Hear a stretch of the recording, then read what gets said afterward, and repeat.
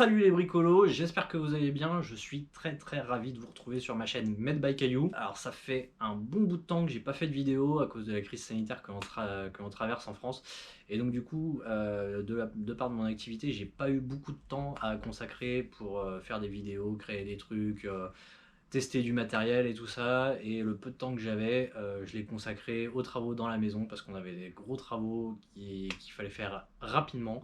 Donc du coup, voilà, j'ai pas pu faire beaucoup de vidéos dernièrement. Là, c'est parti, on se rattrape.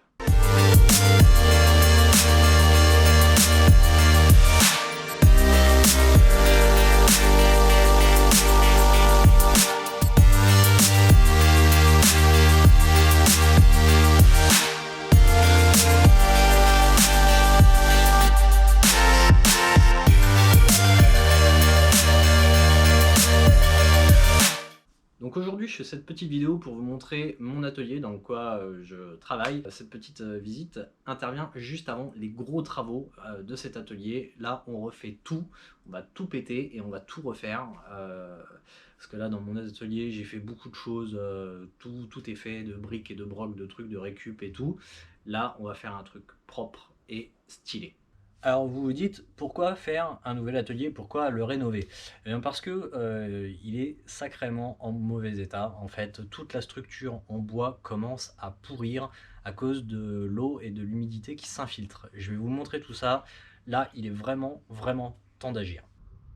Alors voilà pourquoi il était temps d'agir. Ça c'est le poteau qui tient la porte. Voilà. Voilà la gueule du poteau. Hein. C'est en train de. Ça s'effrite sérieusement. C'est tout pourri. Voilà, ça c'est une des poutres du garage. Pareil. Tu vois, tout est en train de s'effriter.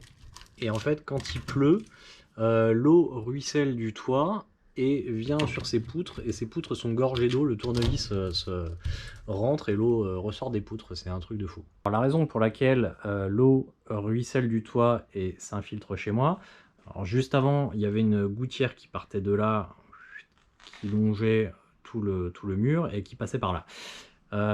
Comme tu le vois, le bas du toit, en fait, il est là. Là, derrière ce mur, c'est chez le voisin. Là, c'est chez le voisin. Derrière ce mur qui est là, c'est chez le voisin. Et là, c'est chez le voisin. En fait, le garage se trouve au bout du terrain, comme tu peux le voir sur la photo qu'il y a actuellement.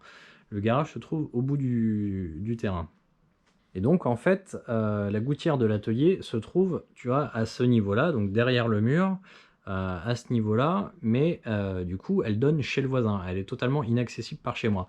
Sauf que derrière ce mur, il y a un noisetier, et de l'autre côté de mon garage, de l'autre côté, il y a un immense saule-pleureur. Tu vas voir. Voilà. Moi, de mon côté, il y a un immense saule-pleureur. Et donc, quand tout le monde perd ses feuilles, ça vient sur le toit. Quand il pleut, ça se niche dans la gouttière se bouche. Et quand il pleut, l'eau déborde, ruisselle tout le long du garage et du coup, tout le fond est pourri.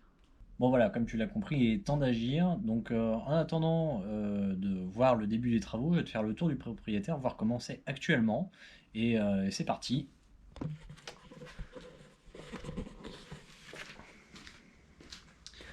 Donc bon, là, ça c'est la porte. Ensuite, là, j'ai mis des étagères. C'est tout con, hein. C'est des bouts de... des restants de mélaminé avec des tubes qui traînaient par là. Voilà, j'ai accroché ça vite fait. Là, à cet endroit-là, tu as deux grosses armoires en fer que j'ai récupérées de chez mon grand-père.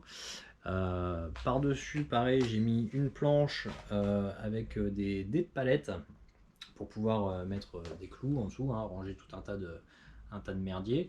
Et donc au-dessus, j'ai vissé la ponceuse à bande, le touret, l'affûteur, tous les outils Parkside. Tu as bien vu que Parkside est mon ami. Ensuite, je me suis fait toute une colonne, pareil, toujours avec du bois de récup et tout, pour pouvoir mettre toutes mes vis. Des petits casiers pour ranger tout un tas de vis et tout. Ensuite, là, on fait pas attention à l'établi, hein, qui est toujours en bordel. Ça, c'est pas une nouveauté chez moi. Et donc là, comme tu peux le voir, je me suis fait tout un, comment dire, tout un panneau, pour pouvoir mettre les outils. Et tous les panneaux aussi qui sont en noir, là, c'est des trucs achetés chez Lidl pour pouvoir mettre tout un tas d'outils. C'est assez pratique.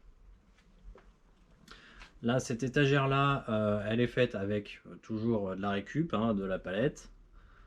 Ça, c'est un bout de meuble qui traînait chez moi, qui a été découpé, donc pareil, j'en ai fait une étagère.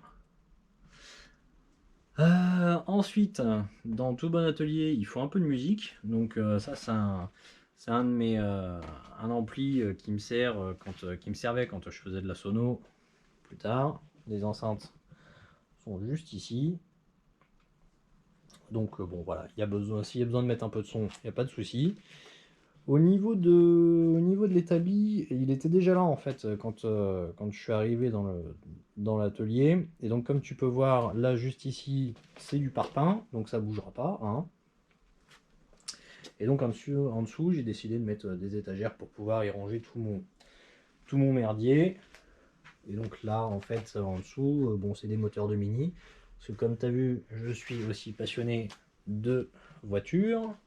Comme les travaux ont commencé il y a très peu de temps, j'entasse tasse pas mal de matos. Donc là, tu vois, il y a pas mal de planches d'OSB, des poutres qui serviront par la suite pour le toit. Et là aussi, il y avait 900 kg de béton. Donc voilà, ça prend un peu de place.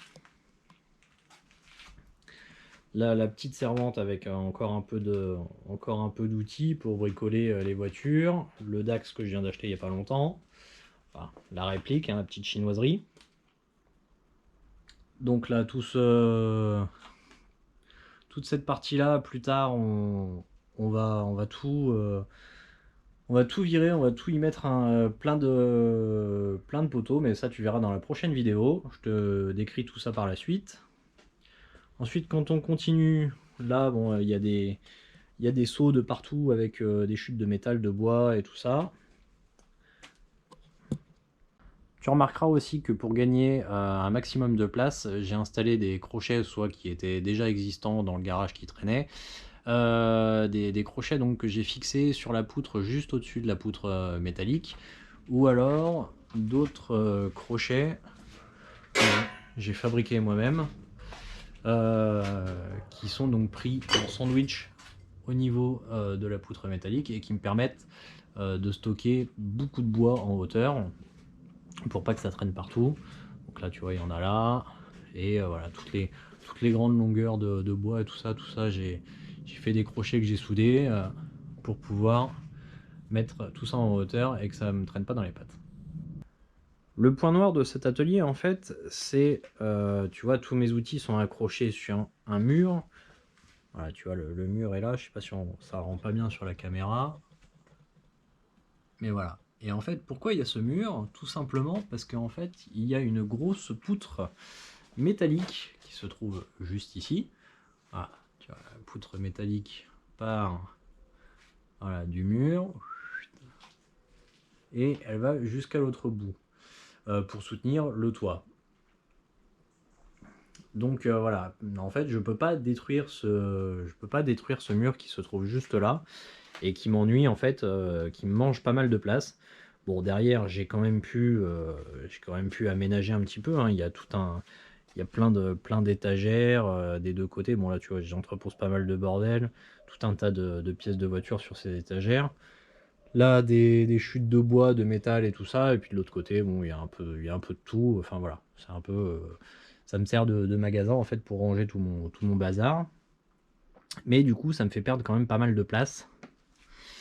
Donc l'idée sera de tout renforcer pour ne plus avoir ce mur et cette poutre métallique et pouvoir gagner plus de place. Donc là, comme tu peux le voir, il y a aussi un toit de voiture. Et juste derrière, il y a un projet de remorque que là, on peut pas voir. Mais voilà, c'est un projet que j'ai commencé il y a 1 ou 2 ans.